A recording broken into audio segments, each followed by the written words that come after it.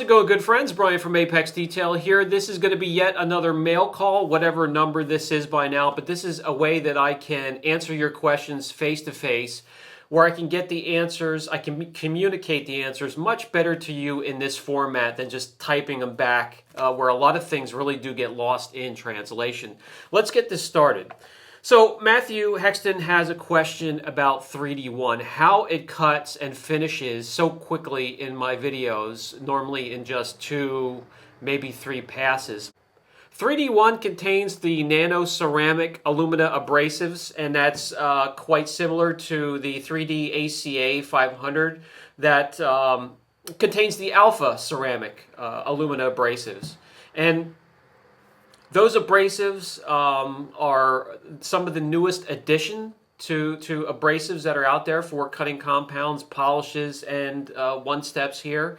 And I really find them very effective. So in 3D1 that has the nano abrasives, you can look at them, and I really don't know exactly what else is in this formula, besides a ton of lubrication, the abrasives to cut, and then finishing abrasives as well.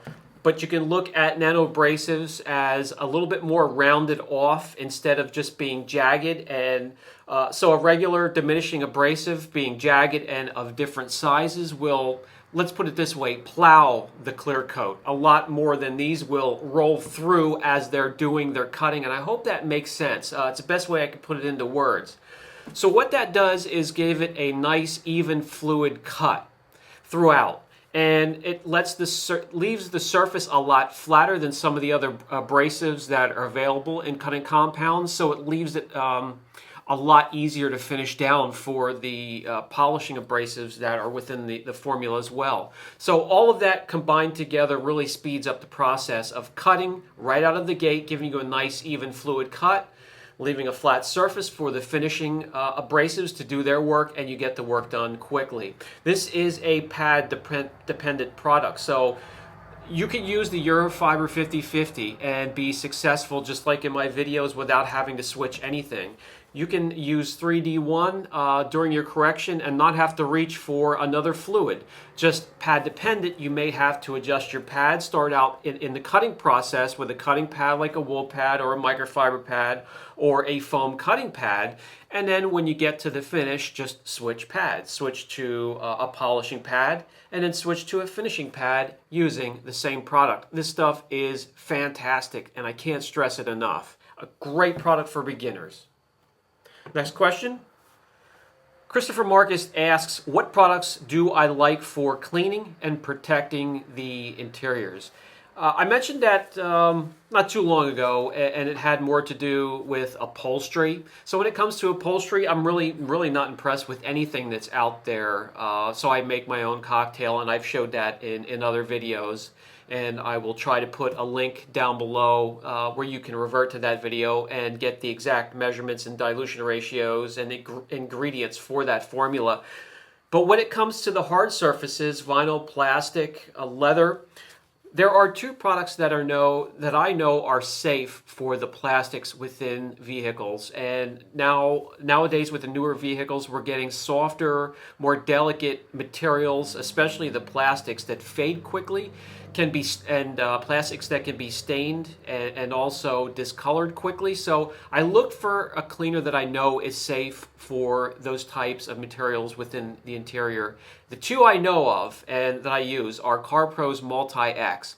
When working in an interior, if it's not totally trashed, it's going to be diluted 5:1. And it's one I am confident will not discolor, stain, any type or color, plastic, or vinyl or leather in the interior. And there's another one, and that's Optimum Power Clean.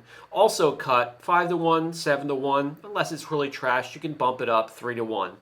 Now, when it comes to protection, there are many products out there. Protect All, I use Cupion 4.1, even the Turtle Wax Interior Protectant. If you don't mind the scent that comes with that product, that does a very good job as well for a very good price. When it comes to the protection of upholstery, cloth seats, carpeting, floor mats, you name it, I favor the Waxed Shine Fabrics Plus. There are many out there. Geon Fabric is also a fantastic product.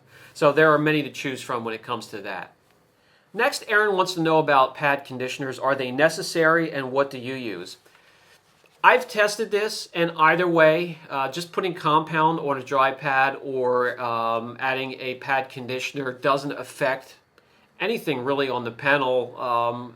I've tested on soft, dark panels, hard clear coat, and within 2 test panels side by side, one with a conditioner, one without, I couldn't tell a difference after a normal pass. So I do use them. I don't like starting up the machine without a little bit of something on the pad to cut down on friction, which would then spike heat. So I use one. It's going to be either a quick detailer. You really don't have to buy a dedicated pad conditioner. I do have some laying around from Chemical Guys. Good enough. If you want to use a quick detailer, serves the same purpose. But there's 2 things I do not like to do, and that is starting up the machine without a pad conditioner of some kind, and also lifting up the polisher before shutting it down.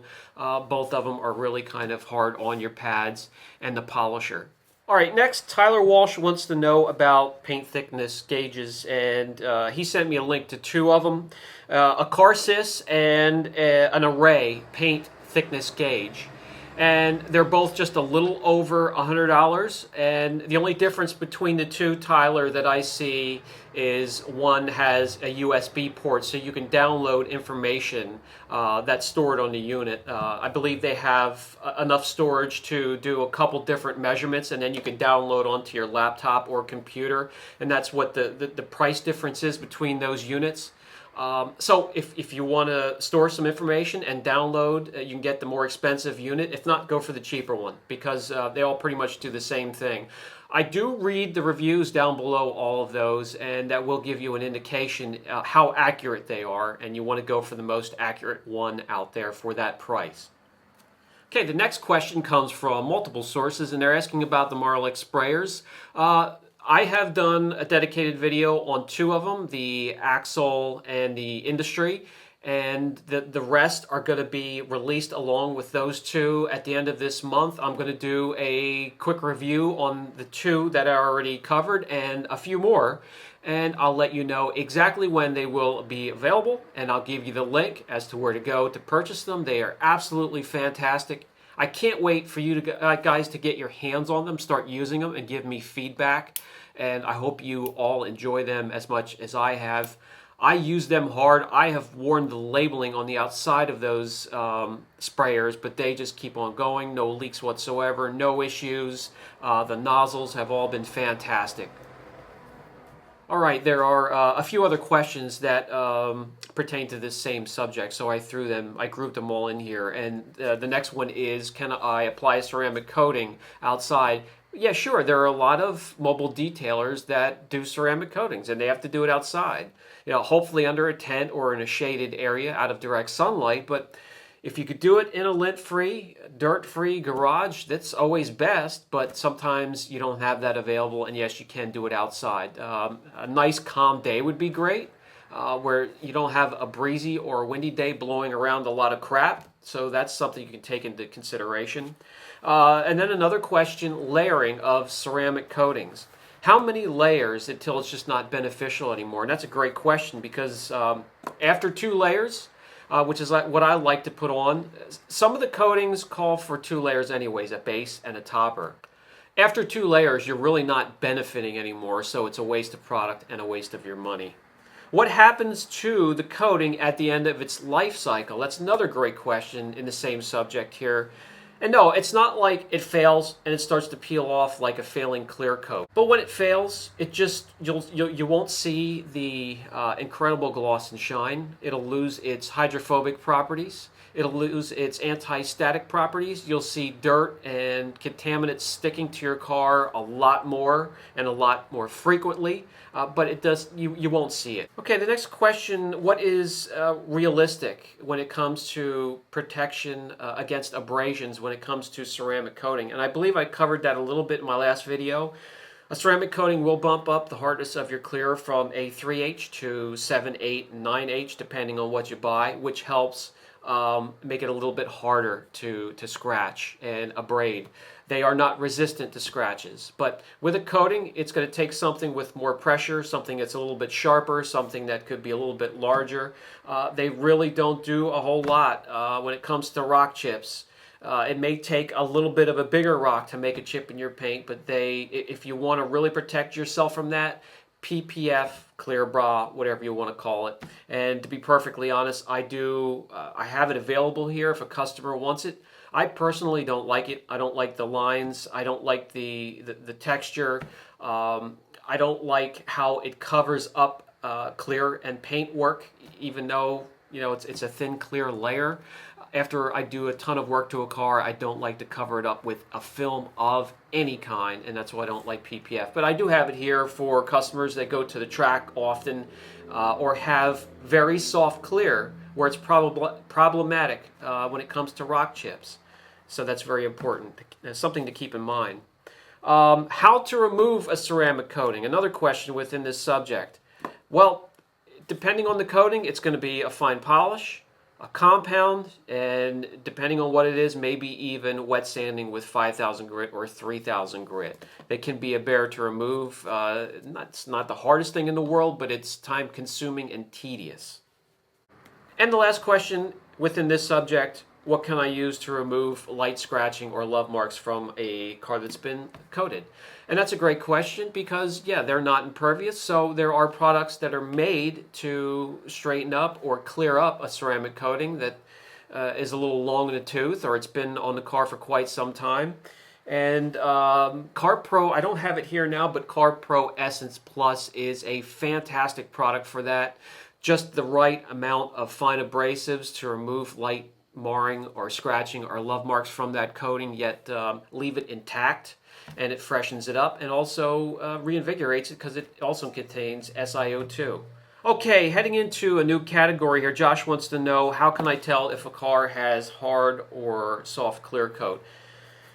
That's going to be a little difficult to answer. Even within the same class or family of cars, the same model may have a different type of clear coat because down the road they may have switched or outsourced their painting or their clear coat. They may purchase clear from a different company because they get a better price. So halfway throughout the year it's hard or stubborn, and then the other half it could be medium or soft. So that's a really hard question to answer, but generally GM, Ford, Chrysler, some German cars are a little on the moderate to hard to stubborn side. Asian cars, Porsche, Jaguar, and some of the other German cars are on the real soft end of that spectrum.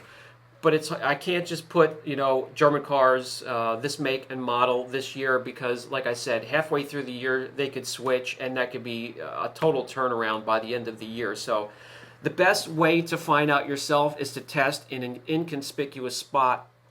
And if you're not sure about a car or a panel, take the least aggressive pad and polish or compound combo that you have and test it. On a soft car, some of the real harsh scratching or love marks that you see in the cars that I correct will come out with a light polish and a polishing pad.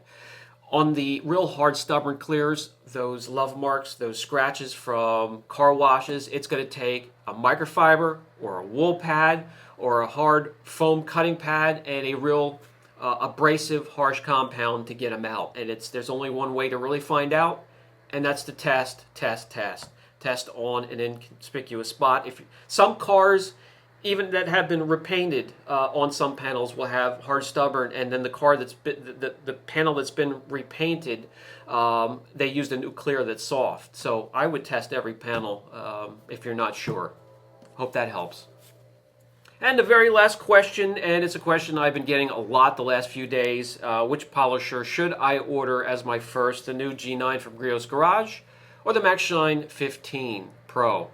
Well, that depends because they're really a little bit different. The Max Shine has a 15 millimeter throw, so the oscillation of the pad and the backing plate on the polisher has a wider throw, gets more work done, is more aggressive. The G9 has a 9mm throw, less aggression. However, the internals, I believe, are more quality than the internals of the Max Shine, which is still not a bad polisher.